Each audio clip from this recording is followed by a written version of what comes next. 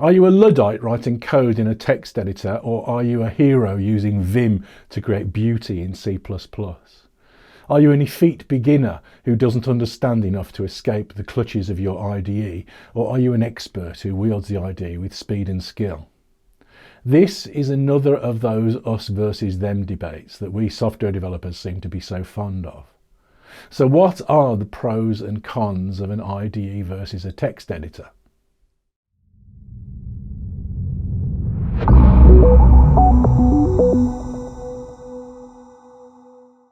Hi, I'm Dave Farley of Continuous Delivery. Welcome to my channel. If you haven't been here before, please do hit subscribe. And if you enjoy the content today, hit like as well. I'd like as ever to begin by thanking our sponsors, Harness, Equal Experts, Octopus and SpecFlow. They're helping us to develop our channel and their links are in the description below, so please do support them by checking them out. My new book, Modern Software Engineering, is out now and getting great reviews, so check that out too. Links are also for that in the description. I am a long-time IDE user. I've tried a variety of different products. I've also written and continue to write code in text editors too, also many different variety over the years. I should be clear that JetBrains, the producers of the IntelliJ family of IDEs, sponsor me to a small degree, in that they give me a free license for the commercial version of their tools. But that doesn't mean that they have influenced this content in any way at all, other than that I use and like their tools. In a professional development organisation, wrongly or rightly, you don't always get the choice for your development tools. For the purposes of this exploration though, on the pros and cons, let's assume that you have a free choice. Then which should you choose? As ever, I don't think it's quite that simple. There are lots of different ideas that affect our choice. Some of them are obvious, some are subtle, at least to my eyes, some of them are just plain dumb. Let's start with the advantages of an IDE. A modern IDE is a complex, sophisticated piece of software. They give you lots of help in lots of different aspects of development. I think that the minimum to qualify as an IDE is probably something that includes the ability to edit code, compile it and debug it all within the tool itself. Modern IDEs add lots more to this list of features though. We can create projects from templates, integrate with other technologies, connect to remote processes to debug them. And two of the abilities that I value very highly indeed, they allow us to navigate around large code bases, clicking on functions to see their definitions and searching for callers of those functions. And they automate the ability to refactor our code, sometimes in very sophisticated ways. Beyond that, we get things like syntax highlighting, code completion, and many other features. What this means is that we can very quickly create and start work on a new project, and our IDE will generate a directory structure and maybe some template code that will compile and generate the type of output that we really want. Then we can start editing our code and our IDE will help us with the syntax, fill in some of the details for us as we type. If we start typing a call to a function in our code, our IDE will list the options and allow us to fill in the details once again. If we make a mistake, our IDE will highlight it so that we can fix it straight away. It will even look up function signatures and suggest variable names for us. This fast, easy start is a big win, particularly when you're starting out as a developer. But it also helps for old dudes like me who work in a lot of different languages, and so I'm not always current in all of them. I can lean on my IDE to remind me of correct syntax and help me find useful libraries and tools. Here's a quote from the producers of Atom, a very popular programmer's text editor. If you want something that you can just jump into and be productive right away in a specific technology, perhaps an IDE is what you're looking for. If you want a tool that you can shape and customize into exactly what you want out of it, even if it costs you some time up front configuring things, then an editor is probably more your speed. I think that this is a pretty good summary of the startup advantages of an IDE. In the beginning, though, all of this came at a very big cost. These things used to be very slow compared to text editors. There's a lot going on in an IDE to give you that clear feedback. They're working hard all of the time to interpret what it is that you're trying to do, even what it is that you're trying to type. Some modern IDEs will even suggest alternative design choices, for example recommending some more functional use of our language when we type something that uses older libraries or language features. These days though, our hardware is so good that if I'm honest, I can't tell any difference in the performance between an IDE and a basic text editor, except on startup, that is. Once they're up and running, both work much faster than I can type.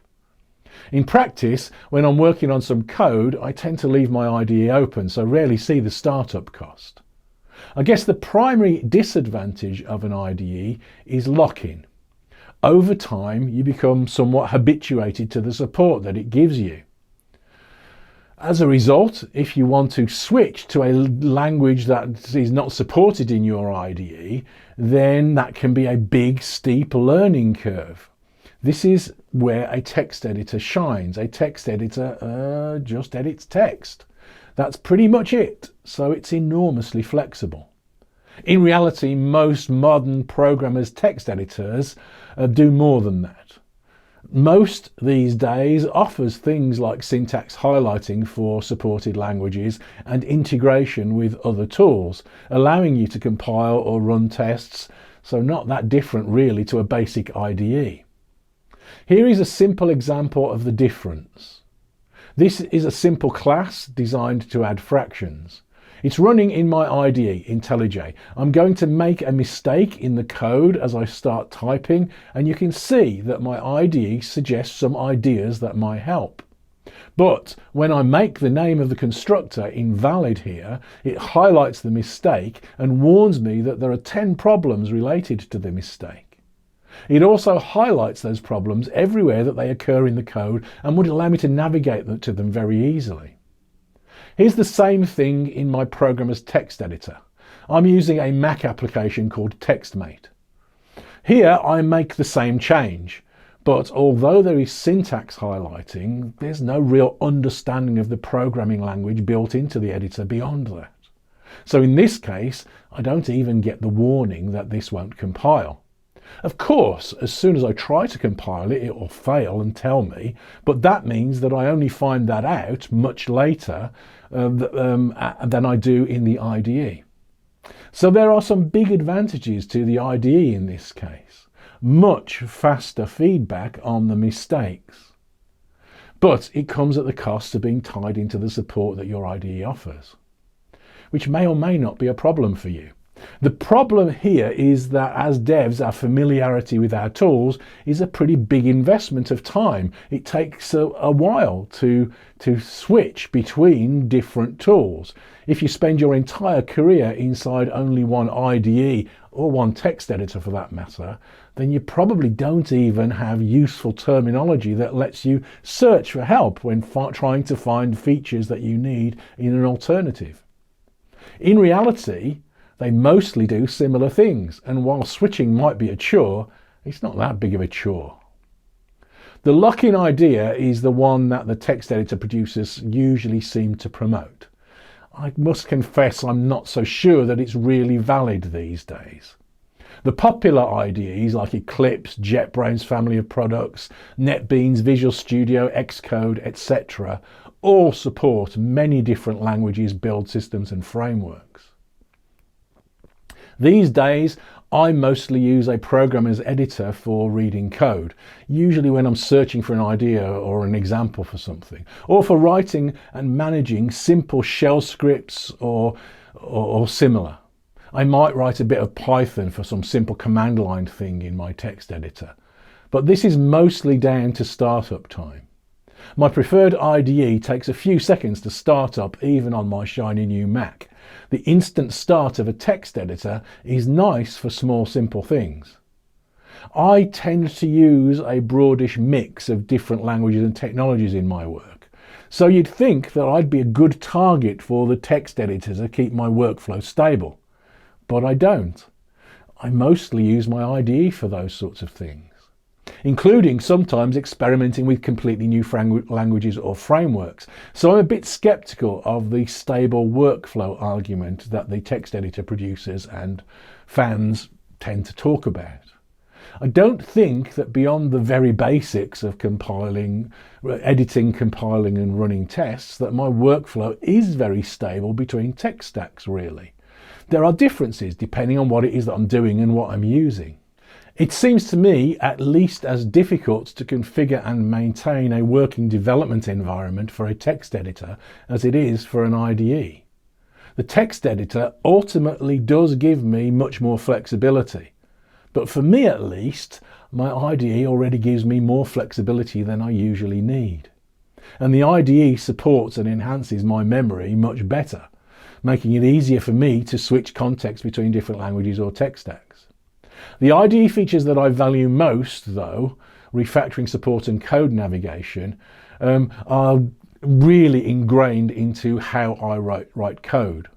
I don't write code linearly. I mold it and shape it to meet my needs. And so a few basic refactorings and the ability to jump around in the code are a permanent feature of how I tend to write code. This is the feature that I miss most when I use text editors. Of course, this is all down to personal preference, but there is one more thing that I feel that I must mention. Quite a lot of this is also something of a fashion statement. I think that the most likely predictor of whether you as a professional programmer choose to use an IDE or a text editor is probably the language that you code in. Why is that? Why should language make any difference at all? Given the power of modern hardware to interactively analyze our code, even for uncooperative languages, I can only think of two reasons. First, that some languages have poor IDE support, and second, that a language has a community around it who somehow promote one choice over the other.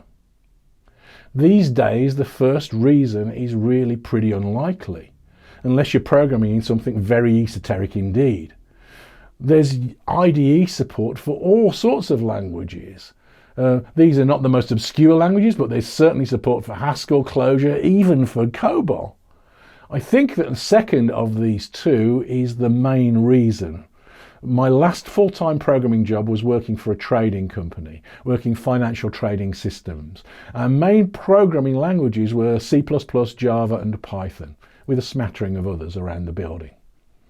Java developers in that environment exclusively used IDEs, different kinds of IDEs, but almost entirely always using an IDE of some kind. Python developers tended to use a mix, but mostly the developers were using text editors of some kind, and C++ developers, who were the majority, exclusively used text editors, most using either Vim or Emacs. Vim is the new version of Vi. Vim is 29 years old. Vi was written for a dumb terminals at 80 character displays. I confess that I really don't get the appeal. I've used both Vim and Vi, and even in experienced hands, not necessarily mine, it's slow and clunky. Pretty sure that I will get some hate for saying that, but that I have paired with people using both on the same code base on the same day, and I've seen the difference. The only advantage I see in Vi is that it is everywhere, even on servers, at least in the Unix world. But provisioning your servers should be automated anyway, so who cares? I'm pretty sure, at least in the C++ community, that tools like Vim and Emacs hang around because there's a cultural pressure. One of my friends, a very good C++ developer, once told me when I asked him why he used Vim that he thought that other C++ programmers would think he was a noob if he'd used an IDE. He may have been joking, but I'm not so sure. I know that I am biased here, but apart from the fast startup, there's only one advantage that I see to text editors over IDEs these days.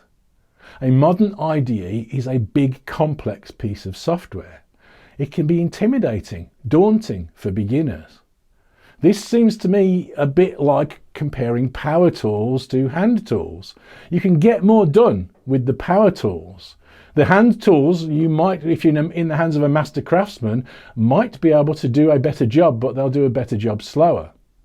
But it probably helps to have some of the basics of how to handle tools in the first place before you start using the power tools.